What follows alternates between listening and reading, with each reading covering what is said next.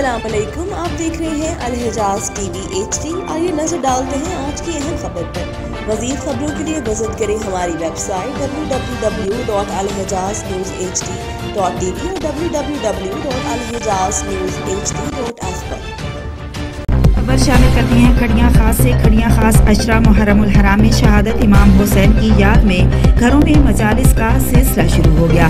खड़ियाँ खास चौधरी यावर हुसैन पटवारी सालार हाजी अली यावर के घर में 6 मुहर्रमुल हराम को मजलिस अज़ा सिलसिला शहादत गाजी अब्बास अलमदार का एहतमाम किया गया, जिसमें मुल्क के नामवर उलमा व ज़ाकिरीन ने खिताब किया और फस्फ़ शहादत गाजी अब्बास अलमदार पर रोशनी डाली।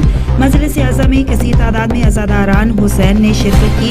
मजलिस अज़ा में अज़ादारान हुसैन नोहा खानी के साथ साथ मातम दरी भी करते रहे और आखिर में शबी अलम बरामद किया गया। मजलिस अज़ा में उस्ताद समर अब्बास रावी रोड लाहौर ने खुसूसी शिरकत की। मजलिस अज़ा में लंगर का भी वसी इंतजाम किया गया। सिक्योरिटी के फुल प्रूफ इंतजाम किए गए और आखिर में मुल्क कौम के हक में दुआए खैर भी की गई।